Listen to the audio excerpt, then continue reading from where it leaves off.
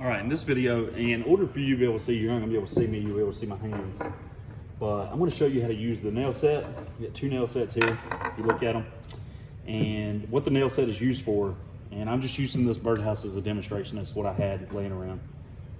If I put a finish nail through here into this board to hold it together, the head, if I wanted to cover the head up, all right, then I would have to sink the head of the nail below the wood so that I could put putty over top of it, all right, or paint or whatever. So it's basically to hide, the nail set is used to hide the head of the nail. Finish nails, now these are finish nails that go in a finish nailer, a gun, all right? And this is a hand dry finish nail, so I don't know if you can tell the difference, all right? And there's a whole bunch of these little hand dry ones. Sorry, the ones on the air nailer, they come glued together that you stick in the gun. So these are a little thicker shank, a little tiny bit bigger head than these. These shoot out of the gun, these you gotta drive with a hammer. So before these come out, everybody used to drive hand dry finish nails to put crown, baseboard, stuff like that up. So we're gonna show you a hand drive real quick. Now I've got 3/4 of an inch to work with. I wanna come in about 3/8 right here. You can bend these things fairly easy.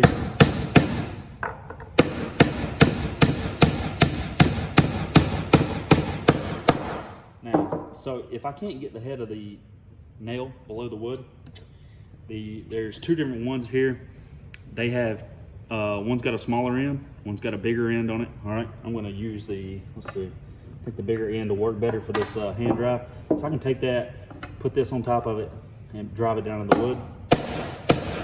And now I can put putty over that. So that's really all the nail set's used for. Now, if you got a whole bunch of nails, you obviously have to go around and do that too. Now, for your finish nailer, you can do the exact same thing if you get your nails in. And let's say that your nailer is not shooting your nails all the way in. I'm going to back this up just to make sure that it doesn't shoot my nails all the way in, so that we got a reason to demonstrate here. So if I throw a nail in right here, you can see that finish nail here. All right, take my nail set, put it on the head of my nail.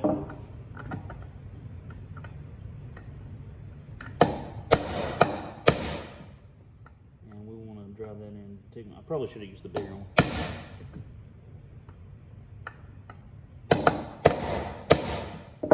Now I can put putty, paint, caulk, whatever over this.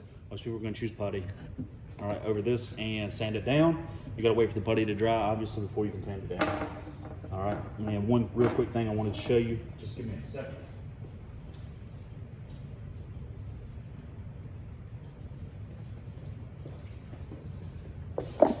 You got putty, this is putty. All right, I take it out with my finger. Everybody in the world wants a knife. Take it. Now, whenever you put putty on, you don't want to, here's how high school teenagers put putty on. They throw me a huge glob. Now, I'm over exaggerating, but really only a little bit. Like, I get high school teenagers that think that that's how I want you to putty that hole. Do not do this, all right? You don't even need that whole thing. You need a little bit. You want to put it in the hole and you want to wipe the rest away. That right there is what you want your hole to look like once you get done, all right? You want to put it down in the hole and you want to wipe away the rest. This leaves me very, very little to sand.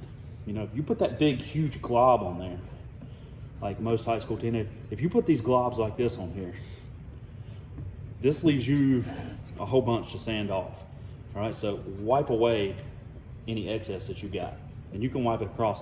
Now, if you got a seam like this and you want to putty, I run my thumb across the seam. I don't go up and down with the seam. All right, run your putty thumb across the seam, and I think you're gonna get better results than if you run it up and down the seam. And you can see how the putty, now the putty, obviously I gotta let it dry. Typically 24 hours is a good amount of time. Now, actually probably dry less than that, but if you want it really to completely fully dry, I would wait 24 hours. Just to get that putty across that right there.